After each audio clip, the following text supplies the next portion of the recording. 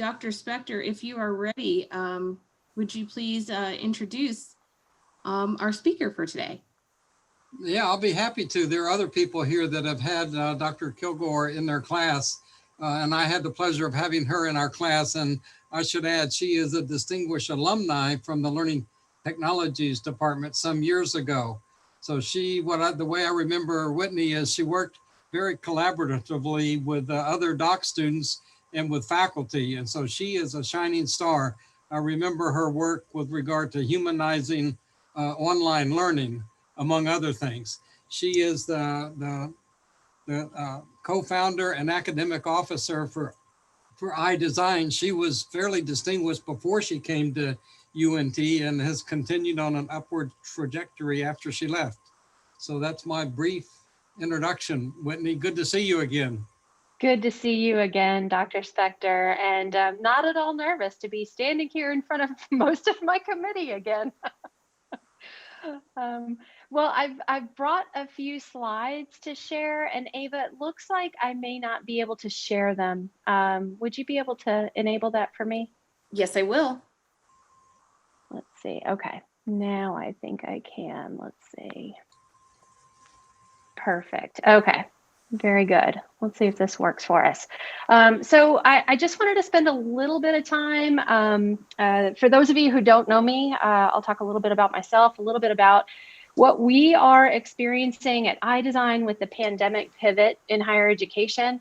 And really part of this series, this C.O.D.E series, to Ava's point earlier, is to connect alumni and industry professionals with students. We're hiring, so I'll get to that at the end, but this is a great opportunity for folks that are in school at UNT to potentially have the opportunity to work in the field.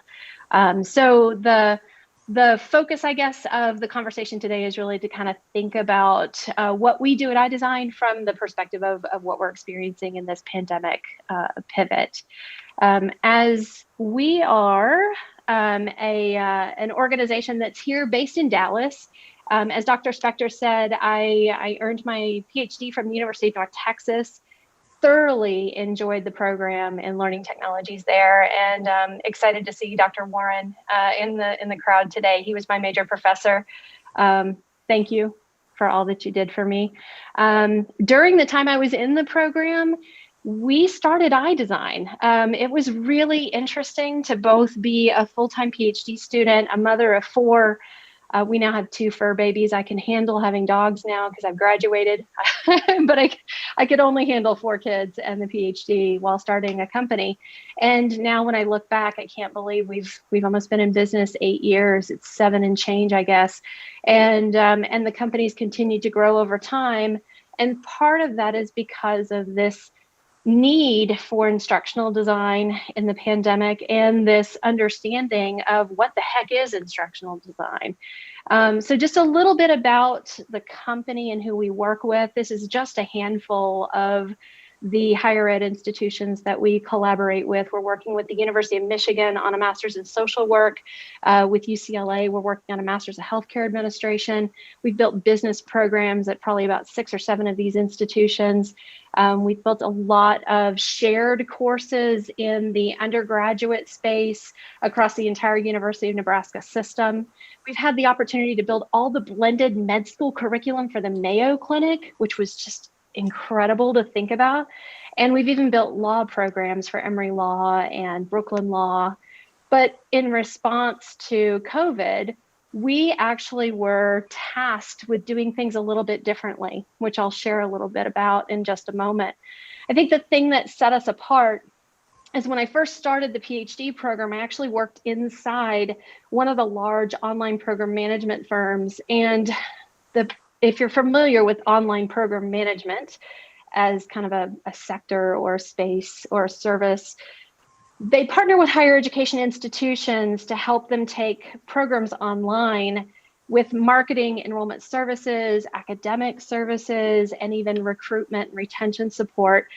But they do that without a lot of visibility to the university on what those services look like, how it works. It's very much a black box solution, and it's typically done in a revenue share context. So the university at a high level signs an agreement and agrees to hand over 50 to 70, I've even seen 80% of revenue for 10, 15, 20 years of a program's lifespan in order to get the support from this third-party provider. And over the years that I worked inside one of these online program management firms, I continued to argue that there was more we could do for and with faculty. And a colleague of mine there used to argue there's more that we could do from a business model standpoint. What if we offered up all of these services, but for a fair fee, and had aligned incentives, and faculty felt supported, and they didn't have to learn how to build a car. If you're not in the learning technologies field or program, building a course in the LMS can be a daunting task, right? For all of us, it's quite straightforward and fairly easy. But for someone in another field that has had no background in pedagogy, no background in instructional design, no CSS, JavaScript, coding, HTML, it's a lot to think about. And so that's where iDesign was born, was to be an unbundled fee for service. I'll call it an OPE, only because the field has evolved. We were the first fee for service OPM to the market, and now they've renamed us or relabeled us an online program enabler. So it's a little bit about kind of the space we operate in and the type of organization we are. When we're working with faculty, we take a team-based approach to design. And for many of you, as you're thinking about what your job might be in the future, it's important for you to know whether or not the organization you might work at does kind of you have to wear every hat approach to design, where you need to be able to do all of these things, or whether the roles are disaggregated into core strengths. So for us, a learning architect is that key person that's interacting with faculty and helping them conceive of the student experience throughout the course, where the instructional technologist is doing the build in the LMS. And then we've got quality reviewers, which are a total separate set of eyes that are touching that course or that content at 3 different points in the timeline to ensure that we both meet or exceed ADA compliance standards, that we're ensuring that we have tight alignment between the course objectives and what we're asking students to do, and that we're quantifying student time on task. And we are the only design shop that's partnered with Quality Matters to be able to offer the QM seal or certification as a part of continuous improvement. And so no other design shop can do that. Quality Matters has said, yes, we've vetted your design process. You are the best in the business. You can offer this to your partners, but nobody else can. We additionally have copy editors on our team that review every single course, every single word in every course, and project management that we bring to bear, so that we're keeping everything on the rails all the time, which is part of the reason that our university partners work with us, so that they don't necessarily have to drive that bus. We do have graphic designers. My best and brightest, most recent graphic designer came from UNT, from a recent email I received from Dean Kinshuk. Thank you, sir. I was just talking about that particular person a moment ago on my previous call. And we do a lot of video post-production work as well. So when you're thinking about what you might want to do career-wise as you finish up your degree at UNT, these are some options within our organization, but also maybe some highlights to help you think about what you might want to ask when you're interviewing for a position in the field. So I think just to share a little bit more about myself, I've spent the last 20 years, 20 plus, but I'm not telling you how many plus, 20 years kind of fighting the resistance and helping people who wanted to teach online figure out how to do so, whether it was supporting them with, I'll call it tech support, or how to use the tools and leverage the affordances of those tools in order to go against the grain. And truthfully, I walked into a room full of faculty 20 years ago and said, I'm here to help. Most of their arms were crossed, and they would look down their nose at me and say, I'm going to do what? But then March of 2020 happened. And as we all know, the narrative here, most schools did not have months to move online. They did not have time to learn all the tools and technologies and the affordances of those tools. But suddenly everybody knows what we do. They know what instructional design means, and they know they need it. So that has changed things quite a lot. What we've seen in the news and the narrative that has been portrayed, I'll say, and supported across inside higher ed and the Chronicle and other spaces, is that face-to-face campus or face-to-face learning became Zoom U pretty much overnight. Some schools added an extra week to spring break in order to support their faculty in the transition, but most of the cases in the US, at a minimum, have replicated the lecture by just switching to some sort of synchronous technology. The phrase Zoom U has been used in many conversations lately with senior administrators who are concerned now that their brand is getting associated with the use of a synchronous technology, and they are deeply concerned about what that means to students and their families and the value of that experience. As we know from some of the news articles and things that we've been reading, this has really impacted students in low socioeconomic status, students that don't have access to high bandwidth Wi-Fi. I've seen pictures of children sitting outside of Taco Bells trying to get on the Wi-Fi in order to do their schoolwork. So this isn't just a higher ed issue. Obviously, this is a K-12 issue as well. There's lots of concerns about privacy and what position that puts students in when they're having to turn on their cameras in order to interact with each other. There's some great things that can happen from a human interaction standpoint. That comment that Dr. Spector made earlier about humanizing online teaching and learning, I really believe in that, to a point. When everyone is forced into a situation where they have to go online and everyone is also forced to have their camera on, that becomes problematic. And we're having to run some sessions for faculty at universities I won't name, where the faculty are putting students into Zoom rooms in order to watch them take tests because they have concerns about test taking and students and academic honesty. And that's just really not the best use of the tools that they have at their disposal. Really, we need to pay attention to the pedagogical affordances of asynchronous learning and start leveraging that and start making this shift towards quality. And there's been a lot of concerns about accessibility and copyright through this process that have surfaced to senior leadership levels, and those are starting to get addressed more frequently. I saw this article from Stephanie Moore, a great friend, and Chuck Hodges, which I think many of the faculty know these two. But it's this notion of synchronous versus asynchronous and whether or not synchronous meetings are really important. And so you have to really think about whether or not a specific time on a specific day is necessary for the student experience to unfold, or whether there's another way that we can actually create those student experiences. So this is really where the dialogue or the discourse has been with us and our university partners ever since March 15th, is how can we help you find a better balance? How can we help you build the asynchronous components? Because it's very straightforward and very easy. And I say very easy because it's easy for me, maybe.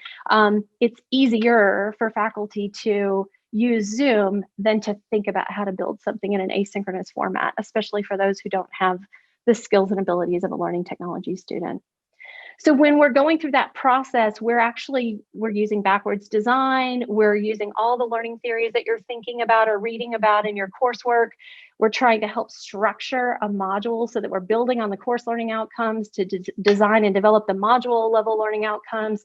We've got to, walk through the why, the what's in it for me, help students orient and get excited about what they might learn, try to make everything as clear as possible. So everything you see in your courses when you're in school at UNT, we're trying to help other universities employ in their own design of their learning.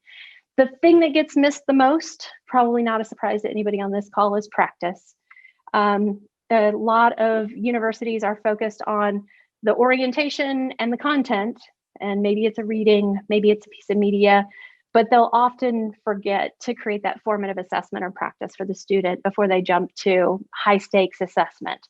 So a lot of the time spent by our team is unpacking assessment and helping faculty think through how they can distribute or disaggregate points in a thoughtful way across every week of the course so that the student gets regular feedback on how they're performing. When we're doing that, this is just a visual to help you kind of take a look at what that looks like. We're thinking not just about the content itself. Now this is taking a look at video and how we would break out video and how those different types of video might unfold across various modules. But we're also thinking about different pieces of the student experience and how that all comes together in a really thoughtful way. So from the C.O.D.E report, which iDesign has been the lead sponsor of the C.O.D.E report for 5 years now. We know that when faculty are working with instructional designers, their students actually have better outcomes. So this collaboration actually leads to greater student-to-student engagement. So this is a very wonderful field that many of you are going into. There is going to be work for you for a very long time. So congratulations, you made a good choice. This is just kind of a sample or example of a facelift, so to speak, from a course that we upgraded. It was already a QM certified course, but you can see at the top of the screen what the course homepage looked like before we took a crack at making it a little better, a little clearer, a little glossier. This design was actually done about 5 years ago. So our designs are way cooler now, but I just thought it was a great example of a before and after. And that redesign actually won an award. The faculty walked across the stage and they received an award and no one heard our name. And that's okay, because that's who we are. We are a service company. Now, we also do a lot of mapping and accreditation. And I think, what we often find is that a lot of people do it on Post-it notes. And what we're doing now is using a tool called Course Tune. So if you're not familiar with it, you might take a peek at this. It's an up and coming tool that I think has some serious potential. So in this case, Loma Linda School of Nursing, we actually mapped their RN to BSN in against the AACN standards, which is the nursing essential standards. And after we completed this mapping, not only were we able to redesign courses based on student experience, the data from the LMS, the teaching experience, and survey data that was collected through the teaching of the course, but then we were able to kind of lift up from that program level view and look across, from the course level view, but lift up and look across the entire program and how those courses mapped against the essential standards and looked for gaps and overlaps in the curriculum in a really thoughtful way, so that when we went back to go and update individual courses, we could make changes that would impact the program level outcomes in a thoughtful way that also led to some really incredible reporting that they were able to provide to their accreditation body.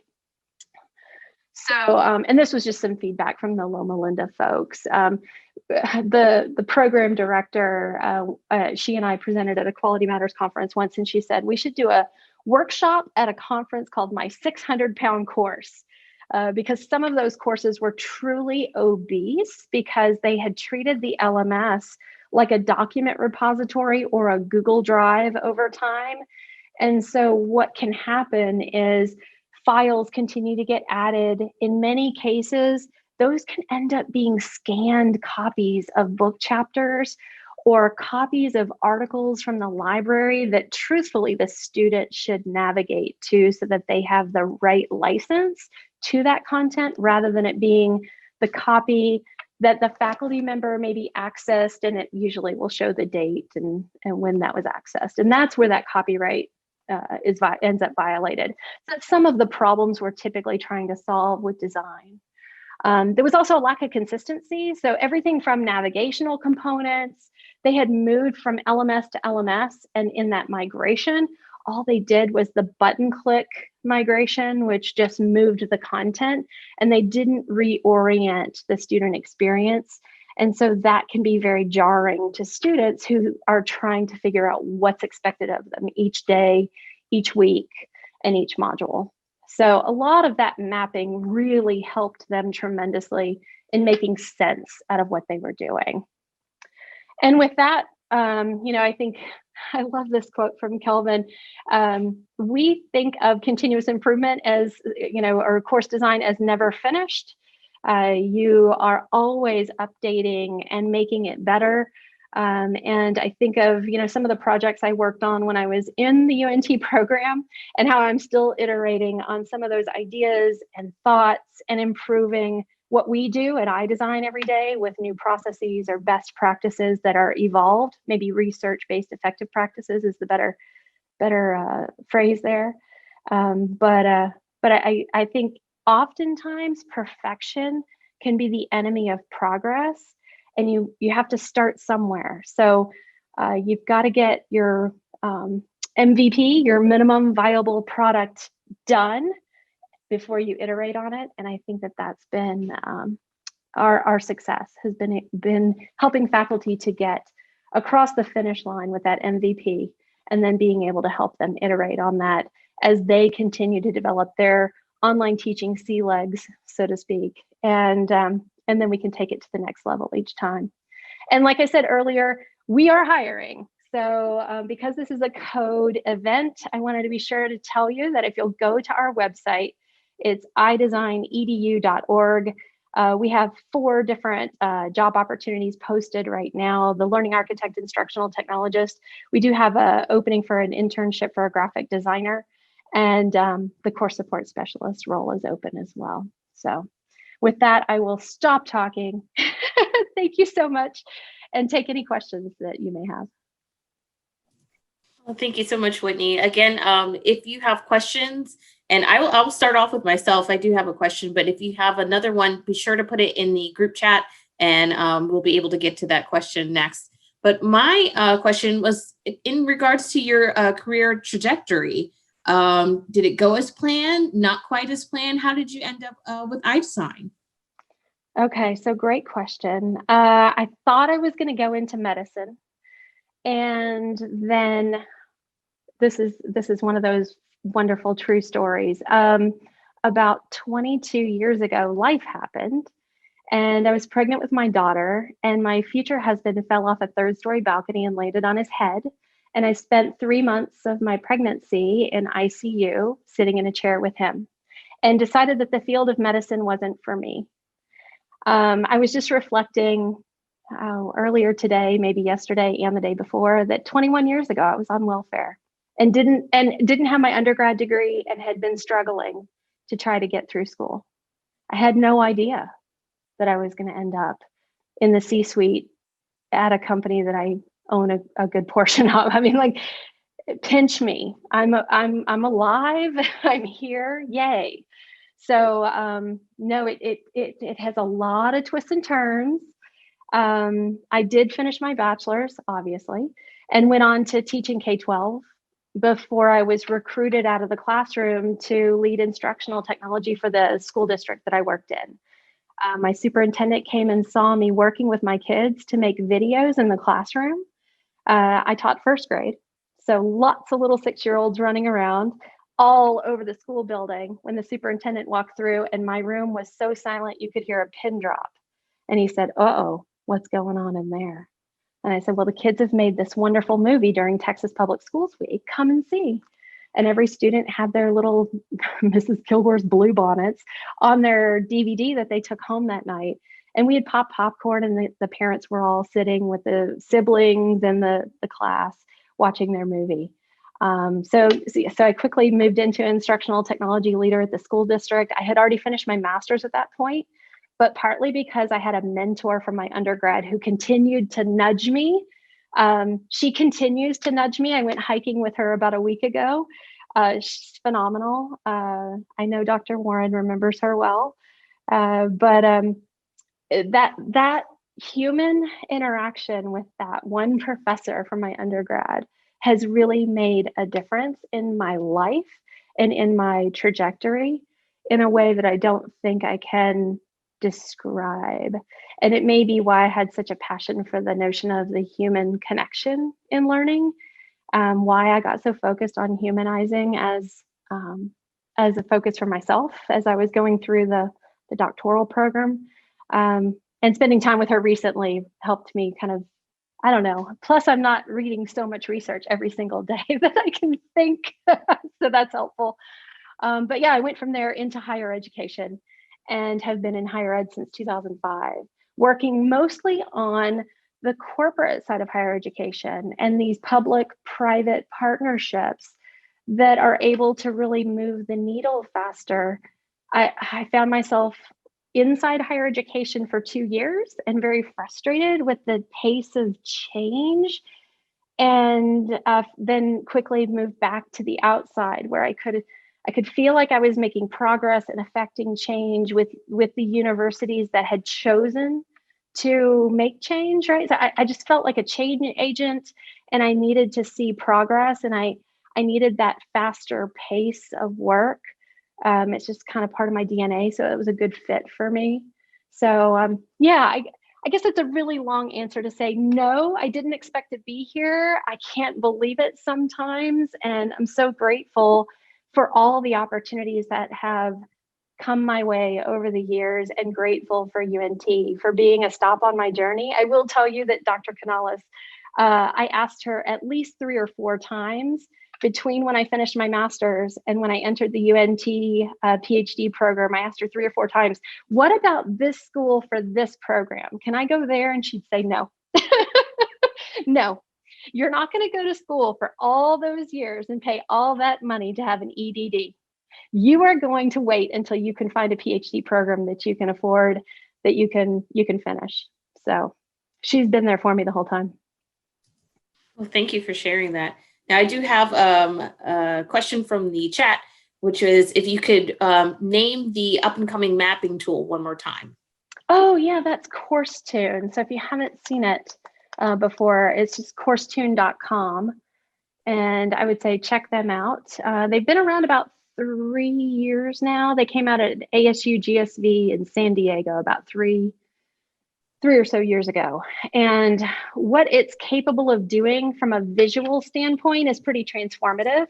Oftentimes when we're working on building programs and courses, a lot of that information is stuck in spreadsheets, right? Like we're building out the program level learning objectives. And then when we get to the course, we're working in a new document and we're thinking about how the course objectives map back to those program level learning objectives at the course level and at the module level. So then those end up living in a new document. So getting all that put together in a thoughtful way where you can actually get a visualization that helps you conceive of these different layers. It's pretty impressive.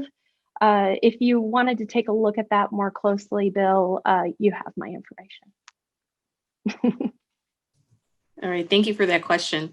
Another question that I had was when the pandemic first, hit, I was wondering if you experienced any resistance with your clients as to what to do or how to do this pivot.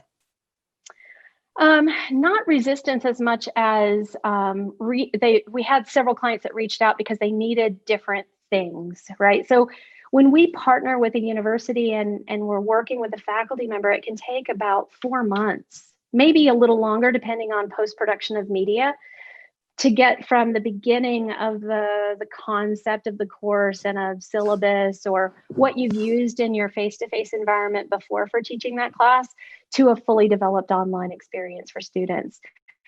And there was no time for that. So in pretty short order, we stood up a brand new service line called the Instructional Design Support Center, which you can think of as a kind of instructional design help desk on steroids.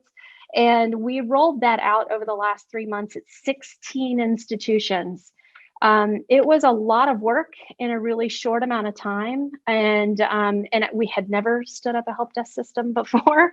So we truly invented that service line working in partnership with MJ Bishop out of the University of Maryland system. And it was just tremendous, the uptick in how that has been kind of gobbled up by the higher ed community. We're working with Vanderbilt and Baylor, the entire University of Maryland system, Brooklyn Law, and a couple of others. And it's phenomenal when faculty can just pick up the phone and get the help that they need right in the moment, instead of having to wait or schedule something that takes a really long time. So it's a totally flipped model for us. All right, we do have another question from the chat, and I will just read it. Can you talk a little bit about how you incorporate your humanizing online learning ideas into your work with the university and other clients? So I'm so glad you asked that, Dr. Warren.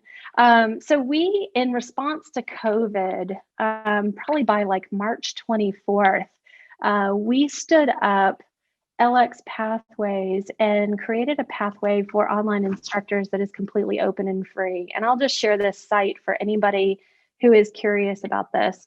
So we started LX Pathways with opportunities for individuals to become learning architects and instructional technologists, which is the two positions that we find ourselves hiring the most of at iDesign. And so these are competency-based, choose your own adventure pathways where the curriculum is all laid out here. And accessibility mode. The curriculum is all laid out here, and you can just kind of navigate through these and decide, what you need. Tracks or stacks of competencies, and then there's a portfolio experience at the end that leads to a certification or certificate. The partnerships that we have in place with LX Pathways are actually quite interesting as well. So we've partnered with EDUCAUSE, UPSIA, and CALE on these. They're promotional partnerships. So if you're a member of those organizations, you can get a discount. We've just recently partnered with our first institution that's going to be offering CEUs and or credit for this, for LX Pathways. But when you speak of humanizing, when we created the online instructor pathway, we actually used, during the time that I was at UNT and the PhD, I created a MOOC that was humanizing online teaching and learning. And it was all about the community of inquiry and the presences. And so we actually deconstructed my old MOOC, Dr. Warren, and used that to create the free and open online instructor pathway, and have had over 2,600 faculty register, enroll, and complete this particular pathway just since March 24th. So yeah, thanks for asking. Happy face back at you. All right, we do have another question, which is there anything you wish you would have done differently in your career or education? And what do you look for in applications?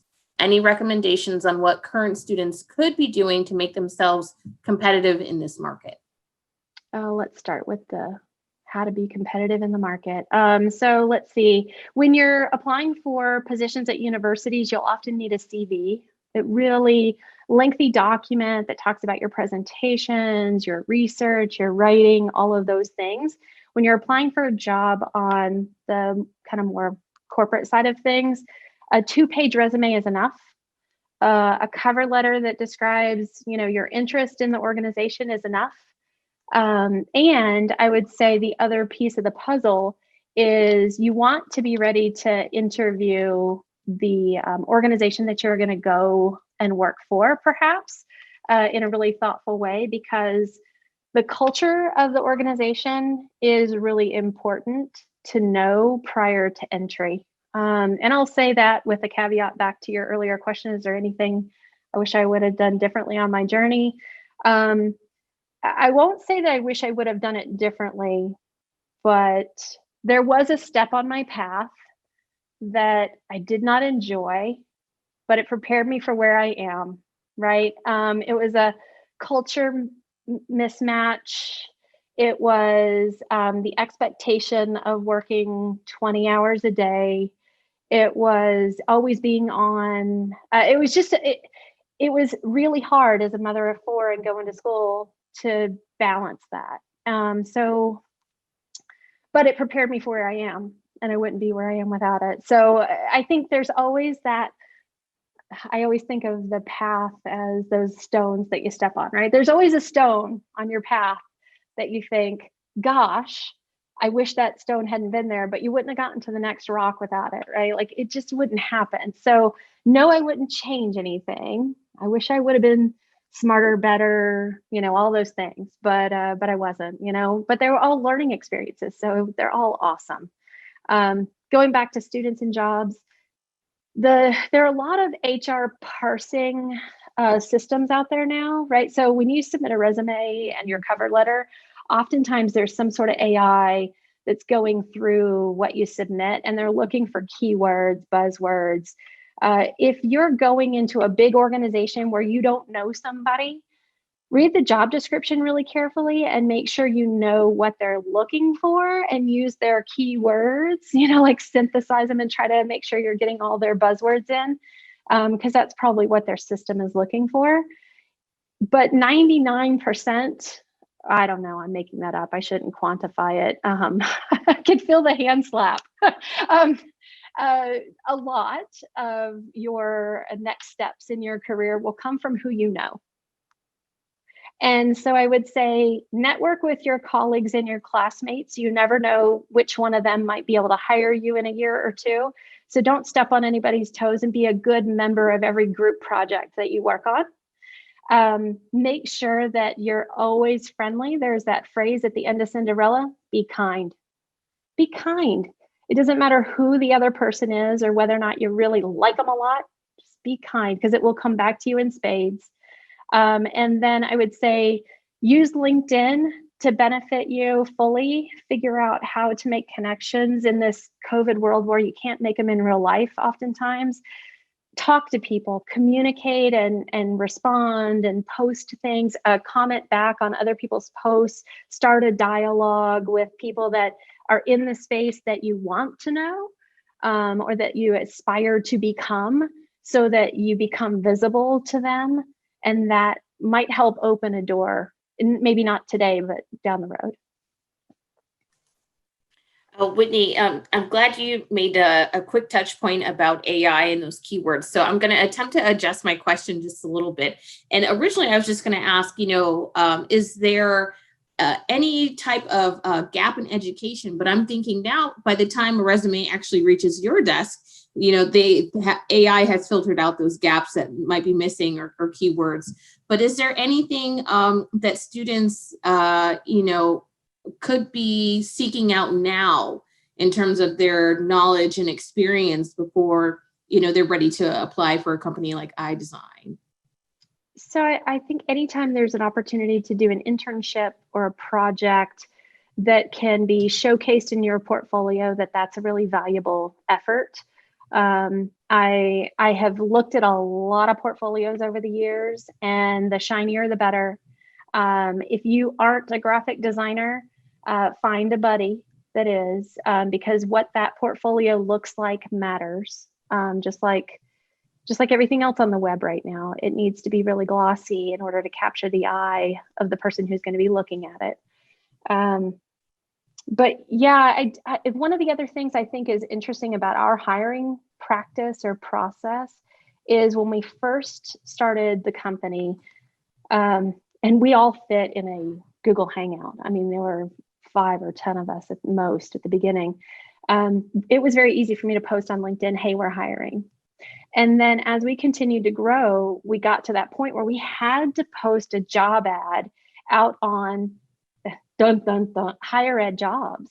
And I knew the day we did that, we were going to go from 10 people saying, hey, I want to work with you guys, to, would you believe we had 500 apply the first time we posted a job on higher ed jobs. And by the way, everybody thinks that they are an instructional designer.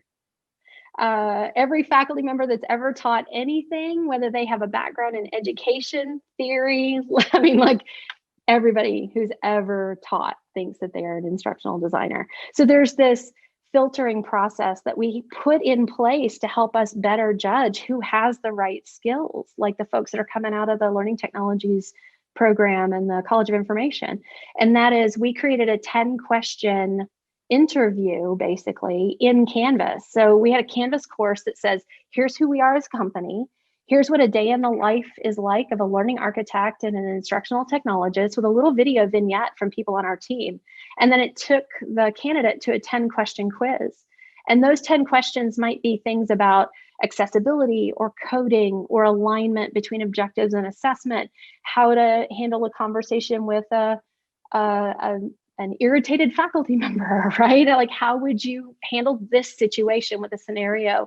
And many of the questions individuals had to answer via video, that they could decide how many times they wanted to record it before they submitted it. So they got a chance to just kind of practice and submit their best version. But that's what we evaluated before we ever spent time talking to somebody, just because that first round interview being done digitally saved us a lot of time. And just having that in place took us from 500 applicants to 187 actually qualified individuals that submitted the quiz who wanted the job, right? So it was an excellent filtering mechanism for us to say, oh, if you didn't answer all the questions, chances are you either didn't have the tech skills to figure out how to get into the LMS to take the quiz, or you didn't have the right skills to be able to answer the questions, so you bowed out, right? So either way, it didn't matter. It just saved us from talking to 320 some people, right? So it was a fantastic thing that we put into place. And then now we've moved to a new system called Breezy HR. And so it does this same kind of video-based interview approach for us to get some information from folks before we sink a lot of time into talking to people, because there are just so many people who really think that they can do what instructional designers can do. And that makes it challenging from a recruiting and hiring standpoint. All right, thank you. Any other questions? Got a little bit of time left.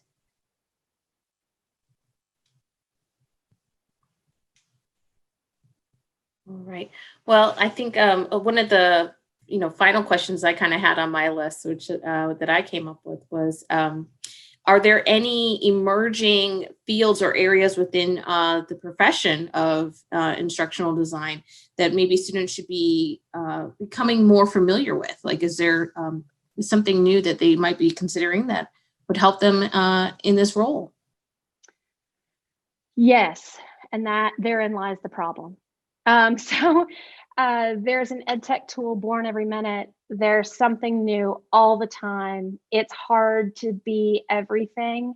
I'd say be a great generalist, understand the theory, understand the practice, be good at the doing, and then the specificity of tools or particular projects will become more clear. So focus on being a generalist first, before you focus too much on being a specialist on any one particular tool, because it could be gone tomorrow. The EdTech market is kind of crazy with venture capitalists and private equity firms. By the way, we don't have any of those, yay. I don't answer to anybody. So it's really glorious, you guys. But there's so much churn in the EdTech market that it is not uncommon for a tool to get gobbled up by some other company. And then it comes off the market, it gets put into like end of life mode. That can be really challenging for those of us in this field. I remember there was a video-based questioning tool a while back. It won the South by Southwest Award maybe 5 years ago, 6 years ago, and it got gobbled up by Workday, I think, and incorporated into their LMS, but it immediately end of lifed. Like, we had a 3 or 4 month window, and we'd used it in a lot of course designs. You have to go back and redesign and clean up that mess, right? So being able to design really solid learning inside an LMS or stand alone from it with a tool that the company has a long lifespan ahead of it is really important. So make good tool decisions. Don't go with shiny and brand new just because it's shiny and brand new. Be thoughtful in what you choose to bring to the party, because otherwise your updates and maintenance could be incredibly costly. So hopefully that answers your question with a little added flavor. It does. And Kinshuk has raised his hand, so I will unmute him. Thank you. So Dr. Kilgore, fantastic talk. Thank you. You have talked a lot about, what one should look, when applying for the job. But someone like you who started something of your own, if someone else was looking to kind of go on that path, what skills or what kind of, what advice you would have for them, and perhaps for us also as a department and college, that what we should be doing to um, to kind of graduate people who have the skills that uh, that will make them give jobs to others rather than just getting jobs. Okay, that's really hard for all the reasons. So there's a whole set of business skills that are needed in order to be able to operate an organization. And so I don't see, or didn't see, I should say, it's possible the curriculum has changed since I've been there, but I didn't see the underlying core business skills as a part of the College of Information programs. So without understanding balance sheets and capital outlay and asset management and tax preparation, and there's so much to the business side of operating an organization that if you have these skills from the College of Information and you're wanting to get into a role similar to mine, you need a great COO and you need a great CEO that have all those business skills. So my CEO has an MBA from SMU, and my COO was finishing a PhD in applied economics.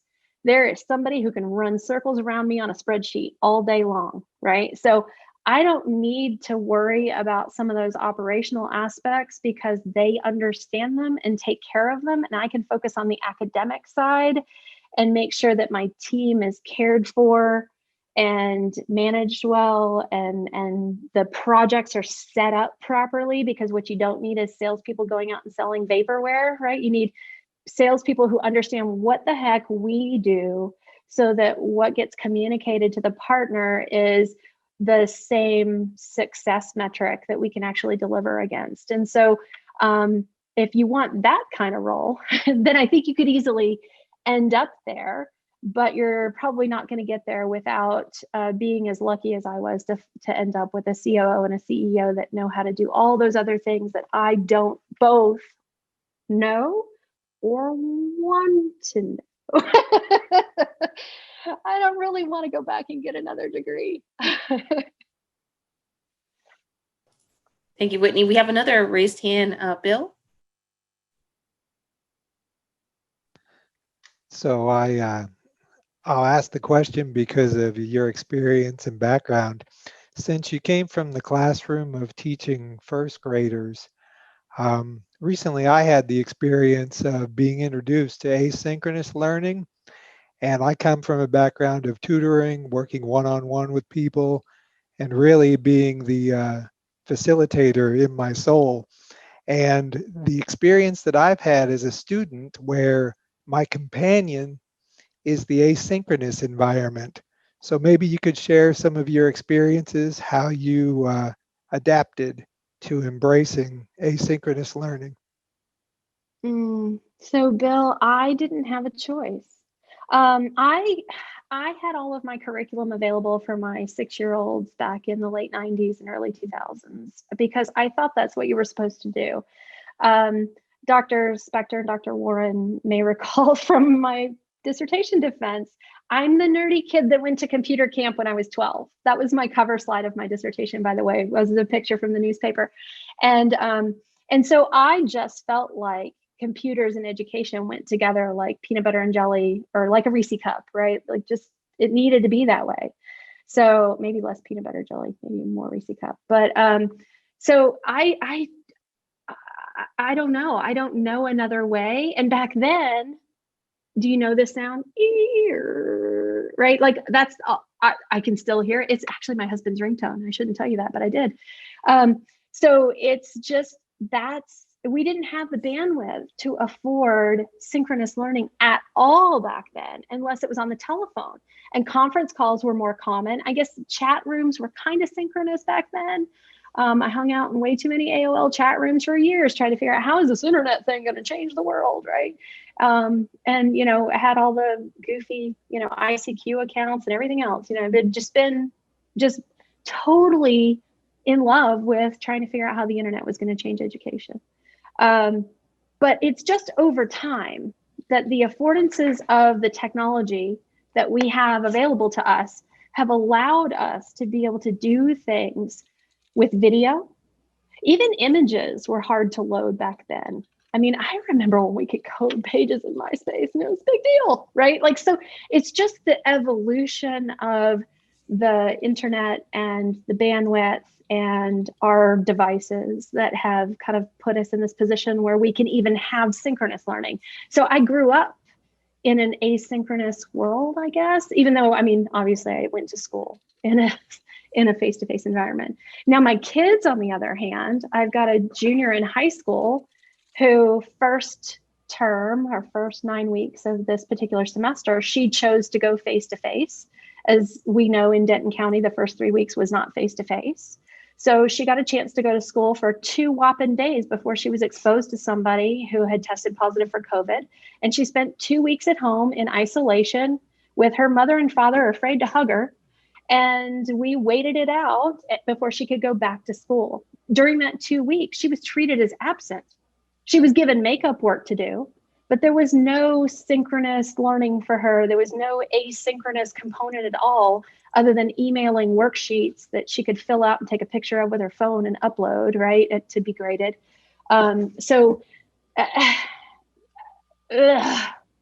This whole thing has just been awful in so many ways, right? I want it all to be better, and we'll get there together. But I think all of you can be advocates for what the future looks like. All of you could be voices for what you want or want the world to look like for your own children or yourself as learners, and get out there and share your ideas with the world. Dr. Warren said, in the chat, could I talk about how I continue to stay engaged with academic writing, which, by the way, I do, and presenting while working primarily in the corporate domain. I do publish op-eds, like non-academic stuff, in addition to my academic work, but I have stayed engaged with one of my cohorts from the program, and we do research together in addition to oh yeah, that's right. And reviewing papers for journals. It's actually over here on my desk, Kinshuk. I'll have it to you soon. Along with the other 3, I said yes to Stephanie Moore. But it's just a matter of committing a part of your life to being an academic, regardless of which side of the fence you work on, right? I am an academic. I feel like I am one, and I don't need to feel like because I work for a company that's outside of academia that I put my pants on any differently than the other person, right? Like I earned my PhD just like everybody else does that goes through the program. So I think it's a commitment I've made to continue to give back. I try to make sure that everything that I write and publish goes into an open journal as well, which is hard sometimes because I want people to be able to access it without a cost. So I've actually edited and published a couple of books that are open educational resources. And there's a book chapter that I'm working on with Heather and Maha right now that'll come out in George Valenciano's new book. We have 3 different research articles that'll come out over the course of this year. We've had 1 or 2 of them already come out this year. And then the 3rd one, I think, comes out before the end of the year. But it's just kind of I guess, it's important to be committed to the field and to being a voice for where we need to be going next. So I would encourage you all to do that, to take a stand and to be a voice for the change you want to see in the world. Whitney, we thank you so much for your time. We really appreciate everything that you've done to work with us to get this CODE series to happen. What is the best way that, I can let people know how to get a hold of you? Of course, we'll be sharing those jobs. Let us know how we can get in touch. So I'm on Twitter at Whitney Kilgore, super easy to find. Any UNT student can feel free, or faculty member as well, email me anytime, whitneykilgore@me.com, personal email. Happy to field questions from students or help those students that might be looking for, career pathing or opportunities. I'd like to thank Dr. Baker for introducing me to Bill prior to this event, because I've actually already had the opportunity to meet Bill, and we're going to work on a project together for his portfolio this November, December timeframe. So I used to teach in the master's program. I don't really have the time to do that right now because I am committed to the writing, the research, and running this beautiful organization of over 250 people now. It's amazing. And that just doesn't afford me that time. But I found that when I was teaching in the program, I had the opportunity to pick the very best and brightest students out of UNT and hire them. And I looking across the names on Slack today, there are at least 5 or 6 that are my former students on our team. So it gives me great joy to create opportunities for folks across the UNT programs, and I look forward to hearing from folks as you decide what's next in your career adventure.